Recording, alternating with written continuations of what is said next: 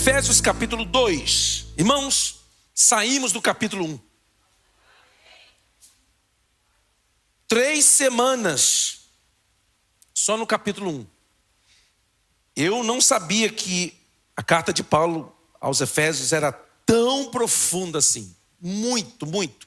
Isso porque eu estou pulando rapidinho assim, não estou nem mergulhando muito, porque senão ficaremos aí quartas-feiras num versículo apenas. Então eu quero passar uma visão mais panorâmica para vocês. Como eu disse, nós acabamos de chegar de visitar as 7 igrejas da Ásia. E Éfeso era uma das igrejas da Ásia, está situada na Turquia. Então quando eu visitei Éfeso, eu tinha ideia de Éfeso, umas ruínas assim no cantinho, eu vi umas fotos, né? Mas quando eu cheguei lá, eu falei, meu Deus, que é isso? Que extraordinário. Então, eu decidi, preparei esse estudo e nós estaremos, por algumas quartas-feiras, mergulhados na carta de Paulo aos crentes de Éfeso. Agora nós estaremos no capítulo 2, a partir do versículo 1. Diz assim, está na tela aí? Tá, né? Vamos ler a igreja toda, vocês conseguem ler? Aí vocês respeitam a pontuação, senão vocês podem ficar asfixiados. Tá bom? Pontuação aí pega um arzinho, tá bom? Vou contar até 3, vocês comecem. Agora vocês vão observar que tem pessoas que param no meio do caminho. Você vai ver, tem gente que começa e para. Começa a fazer exercício na academia e não vai mais. Começa a fazer dieta e abandona. Mas esse tipo de crente não vem nas quartas-feiras. Quarta-feira o crente quer mais. Crente que tem sede. Não é isso? Então vamos ver se alguém vai desistir, se temos aqui um domingueiro perdido aqui.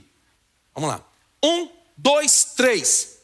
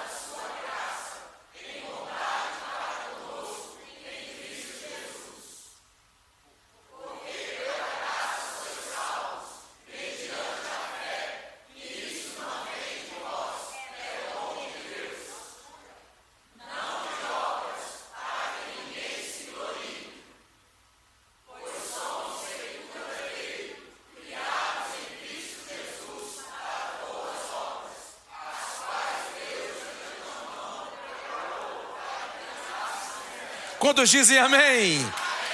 Maravilha, pode sentar-se por favor. Eu acho que ninguém desistiu, hein? Que coisa extraordinária. Todo mundo foi até o final, mas também com o aviso daquele, né?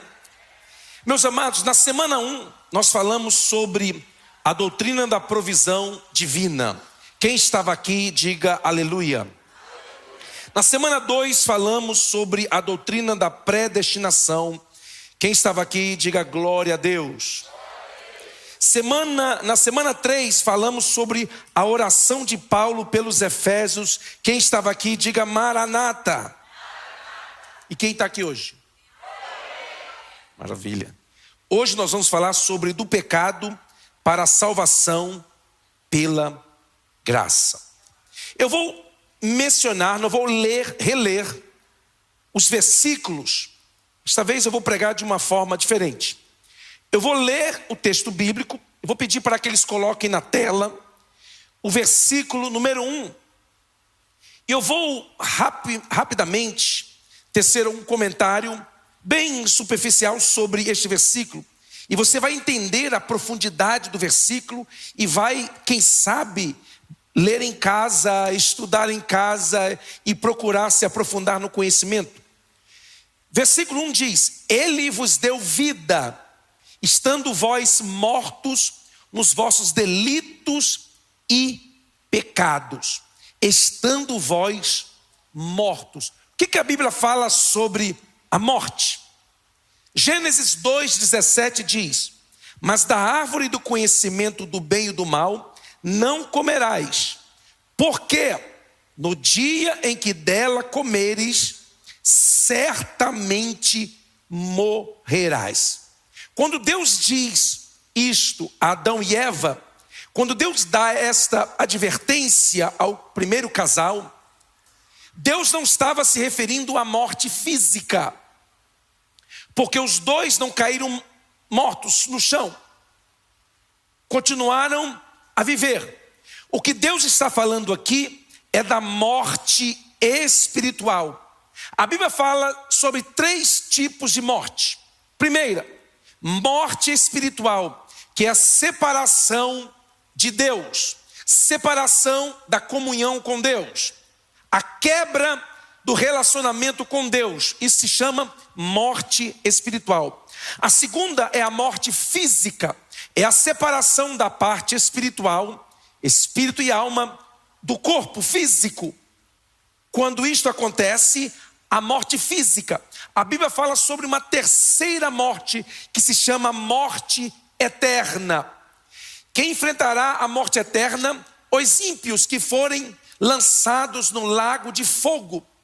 Eles experimentarão o que a Bíblia chama de segunda morte, ou morte eterna, porque estarão para sempre separados de Deus. Não haverá possibilidade de redenção para aqueles que forem lançados do lago de fogo. Portanto, quando a Bíblia diz: Ele vos deu vida, estando vós mortos nos vossos delitos e pecados. Estávamos mortos, porque herdamos a natureza pecaminosa de Adão, e Cristo nos deu vida. Quantos receberam esta vida, pode dizer amém? Aí surge a pergunta: quando Adão e Eva comeram do fruto proibido, a Bíblia diz que Deus colocou querubins com uma espada flamejante para impedir que Adão e Eva comessem da árvore da vida. Por quê? Porque se Adão e Eva, em pecado, comessem da árvore da vida, viveriam eternamente e não poderiam ser redimidos. Deus, na sua infinita misericórdia, usou e permitiu que a morte entrasse, para que através da morte do seu Filho Jesus Cristo, o homem, o ser humano, pudesse ser resgatado. Versículo número 2: Nos quais andastes outrora, segundo o curso deste mundo, segundo o príncipe da potestade do ar, do espírito que agora atua nos filhos da desobediência. Tem muita coisa aqui, preste atenção que eu vou dar uma acelerada aqui. O texto diz: nos quais andastes. Andastes fala de um estilo de vida, e não de um ato isolado, não de um pecado cometido, mas fala de um estilo de vida. Nós, outrora, como diz a Bíblia, nós andávamos perdidos, estávamos separados da comunhão com Deus. Mas quando Cristo veio e Ele nos deu vida, nós estávamos mortos nos nossos delitos e pecados, e Cristo se manifestou e nos trouxe vida. Quantos podem dizer amém? O texto diz: segundo o curso deste mundo. Quando você vê a palavra mundo na Bíblia, ela tem 4 significados. A Bíblia usa a palavra na tradução mundo, Mas essa palavra mundo, ela abrange 4 significados. Primeiro, quando a Bíblia usa mundo, às vezes ela está se referindo à terra, ao planeta, ao lugar que nós vivemos apenas. O segundo significado de mundo na Bíblia pode se referir a cosmos, ao universo. Pela fé, os mundos foram criados. Está na Bíblia. O terceiro significado são pessoas, porque Deus amou o mundo de tal maneira. Aqui refere-se a pessoas. E o quarto é o que o texto diz, é o sistema sociopolítico. Segundo o curso deste mundo, este mundo, o seu sistema sociopolítico é este mundo que jaz no maligno, não é a terra, porque a terra é do Senhor e a sua plenitude e todos os que nela habitam. Quantos dizem glória a Deus? Então, quando a Bíblia diz, segundo o curso deste mundo, fala do sistema sociopolítico que está corrompido, que está maculado pelo pecado, pelas coisas terríveis. O texto continua, segundo o príncipe da potestade do ar. O texto aqui está identificando o príncipe da potestade do ar, referindo-se ao diabo, que na Bíblia ele é apresentado com alguns nomes. Um deles, antiga serpente. Segundo, ele aparece como diabo. Terceiro, como inimigo. Quarto, como dragão, ou adversário, ou acusador. São nomes que a Bíblia usa para identificar o mesmo Tiamuco. É identificado de vários nomes. Alguém diz, pastor, e Lúcifer está na Bíblia? Não. Lúcifer não está na Bíblia. Então o que aconteceu, pastor? Por que nós usamos e muitos crentes usam este nome? O nome Lúcifer foi uma tradução para o latim do hebraico, baseado em Isaías 14:12. E referindo-se ao príncipe ali, o nome, a palavra hebraica para príncipe é Helel, que significa estrela da manhã. Quando a Vulgata foi traduzida, que foi a tradução do hebraico para o latim, o que aconteceu? Eles traduziram esta expressão Helel como portador de luz. E no hebraico, portador de luz é luz, fere, portador, Lucifer. Foi por isso que é usado este nome, mas não está na Bíblia. A Bíblia não chama o diabo de Lúcifer. Isto foi uma versão, foi uma tradução, mas não está na Bíblia. A Bíblia diz que, segundo o príncipe da potestade do ar, ou seja, ele tem um lugar que ele governa, onde está estabelecido o seu reino. E nós podemos dizer, eu acredito, que existem 3 céus. Quantos céus? 3 céus. Pastor, em que você se baseia para dizer isto? Porque eu já ouvi alguém dizer que tem 7 céus. Algumas pessoas, alguns teólogos até ensinam que tem 7 céus. Mas essas conclusões são por inferência. Mas textualmente eu posso afirmar que existem 3 céus. Olha só, 2 Coríntios 12:2 diz: eu conheço um homem em Cristo que foi elevado ao 3º céu. A Bíblia está se referindo a quem? A Paulo. Olha para aqui, olha essa revelação que eu vou trazer para você agora. É coisa fantástica essa revelação. Presta atenção. Se Paulo foi levado ao 3º céu, então tem o 2º e tem o 1º. Não é tremenda essa revelação? Você nem glorificou de tão tremenda que é. Se existe o 3º céu, você pode concluir que tem o 2º e tem o 1º. Então qual é o 1º céu? O 1º céu é chamado de céu atmosférico. É o mundo visível, é o mundo iluminado pelo sol. É aquilo que nós conseguimos ver, aquilo que está ao alcance dos nossos olhos. Este mundo, Deus no início entregou ao homem. E o homem entregou o domínio dele para o diabo. E Jesus Cristo veio e tomou do diabo a chave e devolveu para a Igreja, nós temos controle e autoridade neste mundo. É por isso que a igreja ela precisa estar focada na pregação do evangelho. Por quê?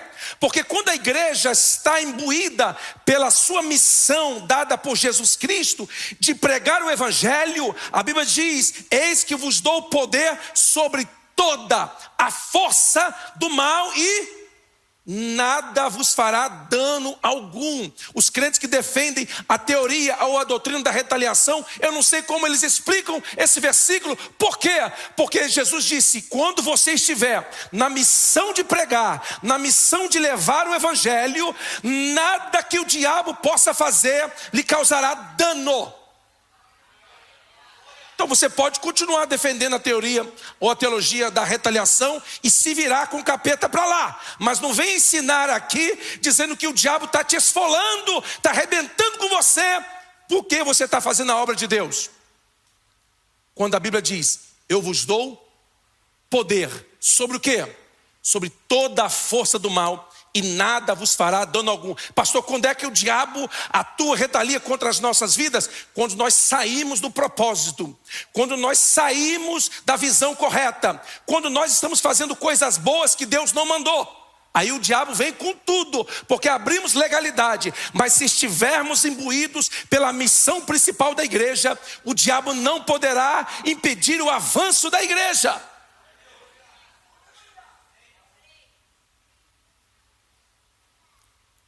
Então o primeiro céu, a atmosfera. O segundo, chamado de céu estelar, é o cosmos, é o universo. E o terceiro céu é chamado de céu dos céus. É onde está o trono de Deus, onde Paulo foi e viu o paraíso, que está ali encaixado embaixo do trono. Esse é o terceiro céu. Então quando a Bíblia diz e chama o diabo de príncipe das potestades do ar, este local, esta região, eu entendo como uma dimensão espiritual em que o diabo opera. As pessoas, elas veem o céu assim, a terra, o mundo, o céu estelar e o céu dos céus. Eu já, na minha concepção, e agora é São Cleveson, eu já imagino assim, ó, de frente.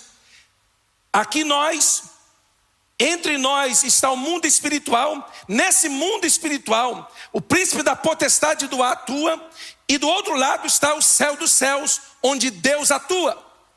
É por isso que quando Deus envia as bênçãos de lá para cá, ela passa pelo mundo espiritual. E o diabo começa a perceber que Deus vai fazer coisa grande na sua vida. O diabo entra em desespero e faz você sair do seu lugar. Porque se você estiver fora do seu lugar, na hora que a bênção chegar, você perde a sua oportunidade, você perde a sua visitação. Portanto, não saia do lugar que Deus te colocou. Porque se você permanecer como Daniel permaneceu 21 dias, a resposta de Deus chegará para você. A Bíblia diz que o diabo anda ao nosso derredor, ao nosso derredor, rugindo como leão. É como? Por quê?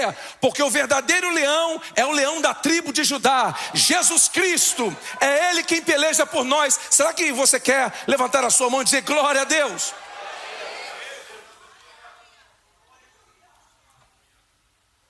Tem uma dimensão entre o mundo visível e o mundo de Deus. É por isso que o diabo, para ele se manifestar, ou para manifestar os seus demônios no mundo visível, ele precisa de um cavalo, ele precisa de uma legalidade, ele precisa de uma autorização. Por quê? Porque neste mundo Deus colocou a igreja, e nós temos a autoridade dada por Jesus. Quem aqui é crente de verdade? Levanta a sua mão e diga: eu tenho autoridade dada por Jesus. Foi por isso que Deus, quando foi salvar o homem, Ele entrou neste mundo e Ele vestiu a sua divindade de um corpo humano para se identificar conosco, porque Ele entregou o governo do mundo para a igreja, nós temos autoridade e Ele governa o mundo através da sua igreja. E nós somos a igreja do Senhor. É por isso que nada que o diabo fizer contra a sua vida prosperará. Toda maquinação, toda ferramenta do inferno, do mundo espiritual contra a sua vida, você tem autoridade para desfazer no nome de Jesus Cristo. Quando alguém lançar palavras de encantamento, quando alguém lançar palavras de maldição, quando alguém murmurar, te caluniar, lançar palavras contra você, a Bíblia diz que você tem autoridade para condenar essas palavras. E essas palavras, quando condenadas, elas caem por terra e perdem o seu poder operacional contra a sua vida. Você já lançou por terra palavras que foram ditas contra você? Você já orou dizendo: Deus, toda palavra de encantamento, toda palavra de maldição, toda palavra de inveja, toda palavra de calúnia, toda palavra de murmuração contra a minha vida, eu lanço por terra estas palavras. Elas perdem o seu poder de operar contra a minha vida. Porque se você não repreender, essas palavras ficam no mundo espiritual. Aí você dá uma brecha, pá! Mas quando você repreende essas palavras caem por terra. Tem pessoa que fica sentindo uma pressão maligna o tempo inteiro. Ei, eu tenho uma boa notícia para você. Você não precisa sentir opressão maligna, porque a presença de Deus é quem te cerca, é quem te protege, é quem te guarda. Diga glória a Deus. O texto também fala de filhos da desobediência. São os ímpios, são aqueles que não se submetem à palavra de Deus. A Bíblia iguala a feitiçaria, a rebeldia, ao pecado de feitiçaria. É por isso que você, crente, não pode ficar debaixo de uma liderança rebelde. Você não pode, não deve congregar numa igreja onde o pastor dividiu a igreja para formar outra. Porque se você estiver debaixo desse jugo de rebeldia, a rebeldia, a Bíblia diz que é igual à feitiçaria. O culto de uma pessoa rebelde é macumba para Deus. Uma pessoa rebelde, quando levanta a mão e glorifica a Deus, para Deus é macumba. Por quê? Porque são os filhos da rebeldia, são os ímpios que agem com rebeldia. Nós que somos filhos de Deus, iluminados pelo Evangelho, já não estamos debaixo de jugo, já não estamos debaixo de condenação, porque nenhuma condenação há para os que estão em Cristo Jesus. E a Bíblia, ela iguala a cobiça ao adultério. Quem olhar já cometeu o adultério. A Bíblia iguala a avareza, a idolatria. A Bíblia chama o avarento de idólatra. A Bíblia chama a rebeldia de feitiçaria. É a mesma coisa. Por isso nós que fomos alcançados pelo Evangelho, fomos iluminados pelo Evangelho, hoje não andamos mais nas obras das trevas. Já não somos mais filhos da ira. Por quê? Porque fomos alcançados pela graça e pelo amor de Deus, que é riquíssimo em misericórdia. Quantos dizem amém? Número 3, entre os quais também todos nós andamos outrora segundo as inclinações da nossa carne, fazendo a vontade da carne e dos pensamentos, e éramos por natureza filhos da ira, como também os demais. E aqui Paulo volta a falar sobre a predestinação coletiva que nós ensinamos. Nós não cremos na predestinação fatalista, de que Deus escolheu uns para salvação e outros para a perdição. Deus soberanamente foi lá e disse: você vai ser salvo, e você vai ser condenado. Não há nada que você faça, não há fé que você alcance, não há nada que você tente fazer que você possa ser alcançado, porque eu predeterminei que você fosse para o inferno. Nós não cremos nisso.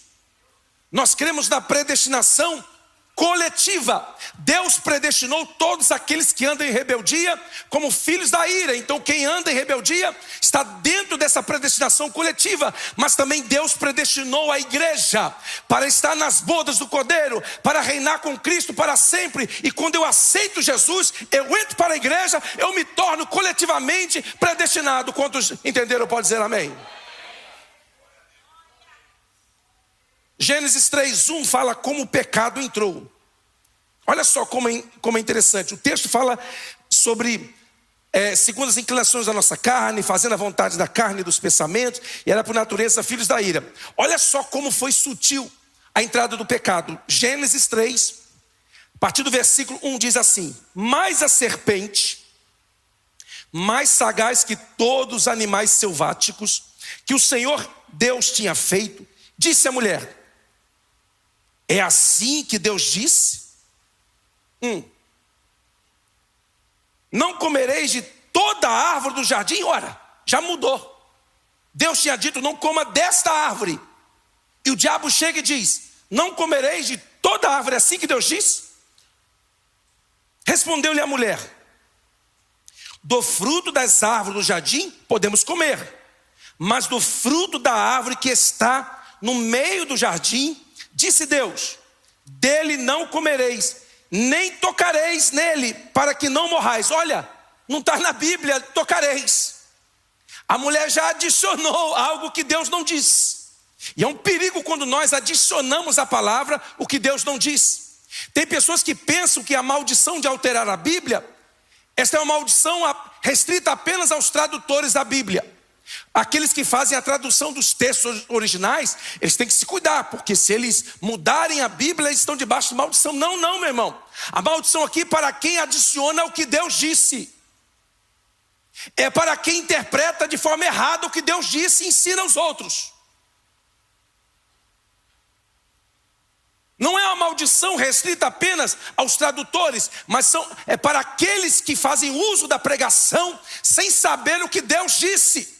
É por isso que é importante que quem faz uso do púlpito para pregar tenha conhecimento da palavra de Deus, para não dizer coisa que Deus não disse.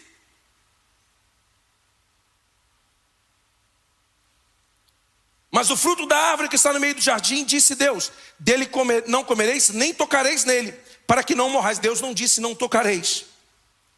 Então a serpente disse à mulher: é certo que não morrereis. Olha aí. E quando o pecado foi entrar na raça humana, o pecado entra pelos nossos sentidos. Quantos sentidos nós temos? Quantos?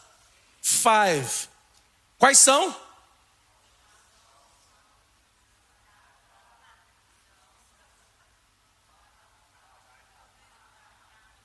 Hã? Você está perdido, você não está sentindo nada. É que você queria falar em inglês, não é isso? Agora eu vou em português. 5 sentidos nós temos. E olha só como que o pecado usa os nossos sentidos. Porque nós nos comunicamos com o mundo externo através dos nossos sentidos. E olha só como o pecado entra. É certo que não morrereis, porque Deus sabe que no dia em que dele comerdes, se vos abrirão os olhos, e como Deus sereis conhecedores do bem e do mal. Olha que sagacidade do diabo. O diabo estava dizendo: olha, Eva, é o seguinte, Deus está escondendo algo de vocês maravilhoso. Tem uma bênção que Deus está escondendo, que Deus não quer que vocês desfrutem.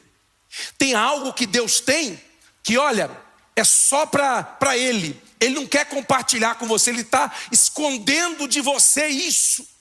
Olha a sagacidade de Satanás. Estava dizendo: não, Deus, ele não quer revelar a você todo o seu plano e sua vontade. Ele está ocultando algo de vocês. Aí olha o que aconteceu. Vendo a mulher, porque ela já tinha dado ouvido, primeiro sentido. Vendo a mulher, segundo, que a árvore era boa para se comer. Olfato, ela viu que cheira bem. Agradável aos olhos. A árvore desejável para dar entendimento. Tomou, tato, do fruto e comeu. E também deu ao seu marido. E ele comeu. Você viu os degraus do pecado?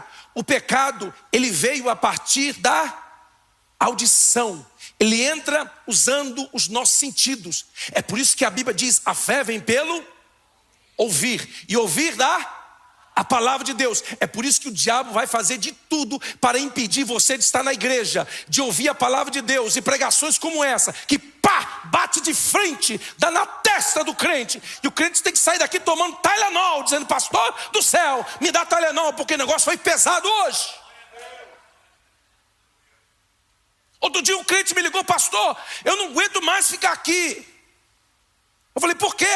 É porque as mensagens que eu estou ouvindo aqui, estou visitando as igrejas, no outro lugar que a pessoa estava, é só de positivismo, é só de você vai vencer, é que tudo vai dar certo, é que você vai conquistar, que você vai ficar rico, que você vai realizar os seus sonhos, que você tem tudo que você precisa. Pastor, eu estou cansado disso, eu estou com saudade de ouvir umas doutrinadas do Senhor.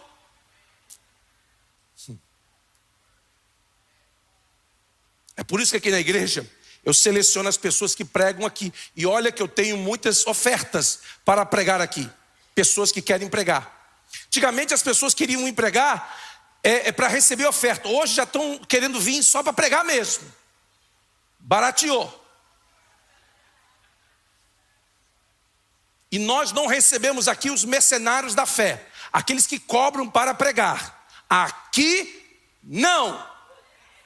Tem lugar para eles irem aí. Mande para lá. E sabe o que esses mercenários estão fazendo? Estão mudando a tática. Estão mudando a tática. Quanto você cobra? Não cobro nada não, pastor. Mas a igreja tem que comprar 200 livros a $25. O infeliz está cobrando, mudando a tática, o mercenário. Porque eles são assim mesmo. Eles são profissionais do púlpito. Eles não levam o evangelho a sério. Eles não têm compromisso com as ovelhas. Eles têm compromisso com o bolso deles, com a casa que eles moram.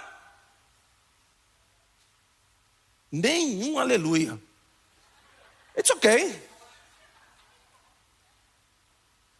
Porque esse tipo de pregação você vai demorar a ouvir. Não, pastor, eu vou fazer um evento na sua igreja, vai abençoar a igreja, só que vai ser bilhetado, pastor. Eu falei: bilhetado? Que troço é isso? Eles inventam as palavras técnicas. Bilhetado, pastor. Não, é que vai ficar alguém na porta ali. Quem não pagar, não entra. Eu falei: como assim? Aqui, no. Amém ou não? Diga: graças a Deus que meu pastor é meio quadradão. Pronto. Então o pecado entrou. Tudo começou pelos ouvidos. Deu ouvidos. Cuidado com os teus ouvidos. Cuidado com o que você está ouvindo por aí. Porque o diabo está soprando meias verdades no seu ouvido. E se você deixar, essas meias verdades se tornarão em desobediência ao plano e propósito de Deus. Por isso você tem que estar atento. Porque ele vai semear meias verdades, coisas que se parecem com a verdade. E você precisa ter discernimento do Espírito, porque a Bíblia diz que nos últimos dias o Espírito predominante seria o Espírito do engano. Então você precisa estar atento, firmado e fundamentado na palavra. Quantos dizem amém? Versículo 4 diz: mas Deus, sendo rico em misericórdia, por causa do grande amor com que nos amou. Deus é rico em misericórdia. Meu irmão, a riqueza de Deus não é medida por coisas. Tem um ditado que diz que tem pessoas tão pobres, mas tão pobres nesse mundo, que a única coisa que tem é dinheiro. A riqueza de Deus não é medida pelas pedras preciosas que Ele tem. A Bíblia diz que Ele fez os muros da Nova Jerusalém de 1.500 milhas de comprimento, 1.500 milhas de largura e 1.500 milhas de altura. Crente, os muros da Nova Jerusalém são feitos de pedra maciça de jaspe. As 12 portas da Nova Jerusalém são 12 pérolas gigantes. Eu fui comprar um presente para minha esposa, uma pérola, mas não é perola não, pérola. Fui comprar, depois eu voltei e falei assim: querida, ainda não dá. Você merece, você trabalha muito, você é muito esforçada, me ajuda muito. Eu sei que você merece, mas nós não chegamos lá ainda, na pérola. Vamos ficar na perola por enquanto. Vamos ficar na bolinha de plástico. Caríssimo! Eu falei: meu Deus do céu, o que é isso? Um anelzinho de nada, 20 e tantos mil dólares. Eu falei: você está doido? Você está para comprar um carro.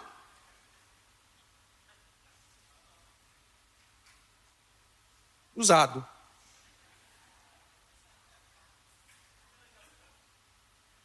Meus irmãos, as 12 portas da Nova Jerusalém são 12 pérolas. Deus ele é tão rico, que ele usa o asfalto do céu, é ouro maciço. Quem teria coragem de pegar um pedaço de asfalto ali na rua, arrancar um pedaço de asfalto na rua e colocar na mesa da sua sala como decoração? Alguém teria coragem de fazer isso? Esse é o valor que o ouro tem no céu, asfalto. Aí você fala, mas Deus, então a riqueza de Deus não é expressada em coisas. A riqueza de Deus é expressada na sua natureza, no seu caráter, em quem Ele é. O texto diz, Deus sendo rico em misericórdia. Rico em misericórdia. O profeta disse, as suas misericórdias são a causa de não sermos consumidos. Aleluia. As suas misericórdias se renovam a cada manhã sobre a minha vida. É por isso que você e eu não fomos fulminados por Deus. Não fomos fulminados por Deus, pela justiça de Deus. Por quê? Porque Deus é rico em misericórdia.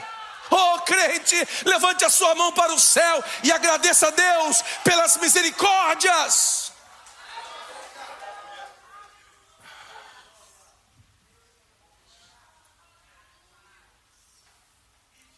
Último versículo, porque não vai dar para ler todos. Versículo 5: estando nós mortos em nossos delitos, nos deu vida juntamente com Cristo. Pela graça sois salvos. Versículo 6: e juntamente com Ele nos ressuscitou e nos fez assentar nos lugares celestiais em Cristo Jesus. Eu encerro com este versículo, porque não temos mais tempo. Nascemos em pecado porque herdamos a natureza caída de Adão. Você já viu aquela criancinha de 1 ano e meio que começou a andar, que vai lá e dá uma mordida na outra? De vez em quando tem esse tipo de contenda no berçário da igreja. Você pensa que é só crente velho que briga? Mas a natureza pecaminosa já vem de berço, mordendo, dando tapa na cara dos outros. Aí você fala, mas é tão bonitinha, o olho tão azulzinho, tão bonitinha, tão bonitinho. Deixa a mão para você ver se não te dá uma mordida. Aí você fala, por quê, pastor? Eu não ensinei essa criança a morder. Não foi você, foi Adão que ensinou. Já veio com a natureza pecaminosa. É por isso que ela vai lá e rouba o biscoitinho da amiga, pega e esconde. Aí você fala assim, você comeu o biscoito de chocolate? Aí ela vira para você com a boca toda suja de chocolate e fala assim, Fala, mas quem ensinou essa menina a mentir? Gente, eu não minto aqui em casa. Quem foi que ensinou? Adão ensinou. Salmista Davi diz, em pecado me concebeu minha mãe. Nós herdamos a natureza pecaminosa, nascemos em pecado. E sabe o que Deus proporcionou?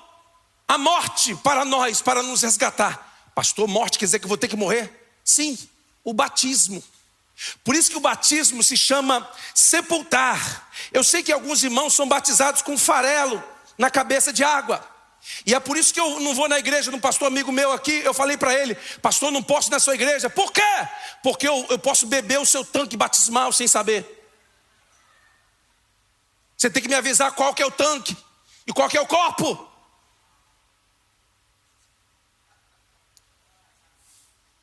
Diga aleluia. Batismo significa sepultar. E quando a pessoa aceita Jesus, ela pede o batismo. Quando o crente verdadeiramente se converte, a pessoa pede o batismo. E o batismo é o sepultamento. A pessoa debaixo da água. E quando ela se levanta, simbolicamente está morrendo para a vida velha e levantando-se para a nova vida em Cristo. Por que, pastor, não preciso morrer? Porque a morte que eu teria que morrer, Jesus Cristo morreu no meu lugar. Jesus Cristo pagou o preço. Eu não preciso morrer para ser salvo, porque a morte de Cristo me trouxe salvação. Quantos foram alcançados pela morte de Cristo? Vamos estar em pé, por favor.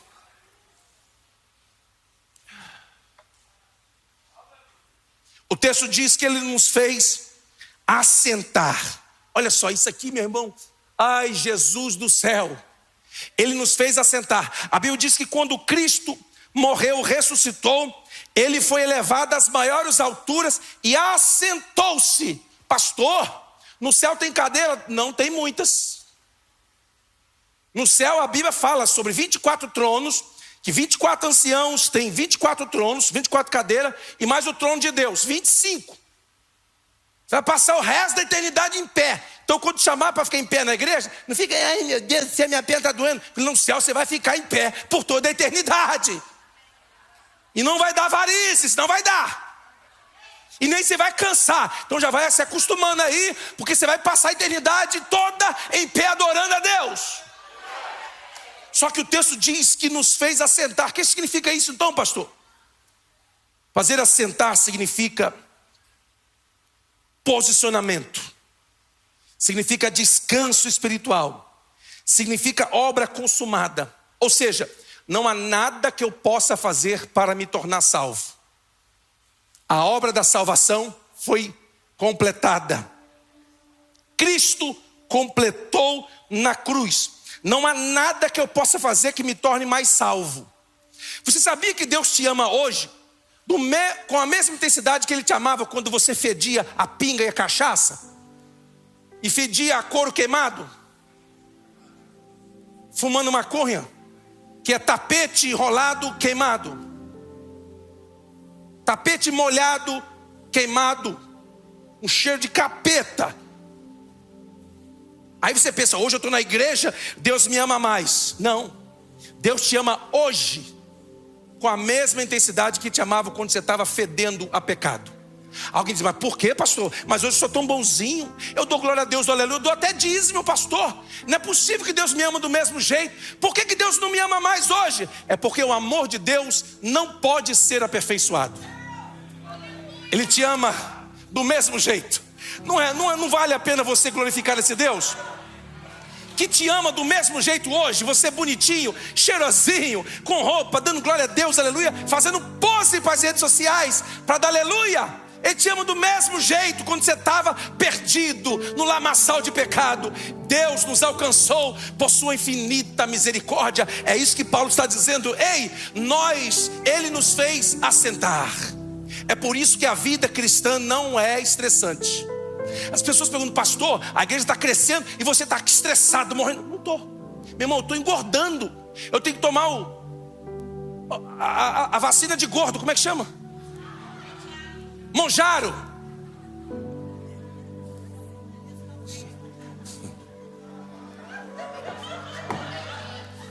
É cada revelação que eu tenho aqui, meu irmão. Eu comecei a tomar esse troço na barriga, mas não porque eu preciso emagrecer, porque eu preciso. Vocês acham que melancia não é forma? Estou em forma de melancia. Melancia também é forma. Vou ter que voltar a tomar agulhada de gordo. E só para prejudicar ainda, é na barriga. Isso é coisa do inimigo. Agulha na barriga. Falei, meu Deus do céu, me segura. Quando a minha esposa, que é dentista, ela vem com a agulha pro meu lado, eu falo, ai querida, tem compaixão de mim. Sou paciente dela mais chato que tem. Ela tem que esconder a agulha e vir por trás e me avisar com antecedência para eu fechar o olho e segurar na mão dela. E lá vem a agulha, lá vem. Aí agora o médico falou que eu tenho que tomar agulhada na barriga. Não é possível, gente. Tô ficando velho, está piorando as coisas. Ainda bem que o corpo glorificado está vindo aí já.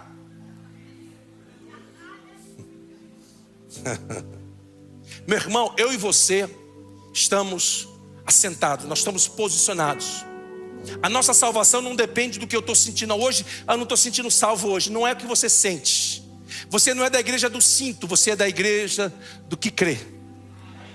Deus te posicionou em Cristo e você é salvo na pessoa de Jesus Cristo. Pastor, mas não estou me sentindo. Não se preocupe com os seus sentimentos, porque enganoso é o coração do homem. Porque Deus é riquíssimo em misericórdia. O texto também diz que Ele é riquíssimo em graça.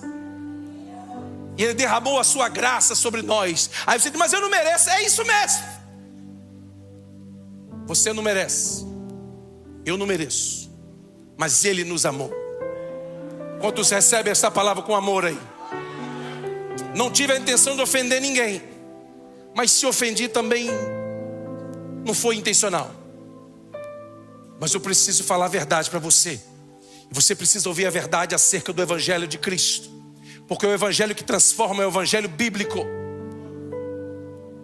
E Ele está aqui, nessa noite de quarta-feira, para mudar a sua história. Você, quem sabe que tem andado, experimentado altos e baixos. E você pensa, Deus me abandonou quando eu estou embaixo. Deus me largou quando eu fracassei, quando eu tropecei. Esse é o Deus da religião das pessoas. Deus abandona as pessoas quando as pessoas mais precisam. Porque você tem que estar santinho na igreja, dando aleluia, dando dízimo e contribuindo para que Deus te abençoe. Esse é o evangelho falso. O evangelho da graça de Deus. Ele nos alcança. É claro que há consequências para os erros. Isso aí nós não podemos evitar. Mas a graça dele, a porta da graça está aberta. Ainda há tempo para você.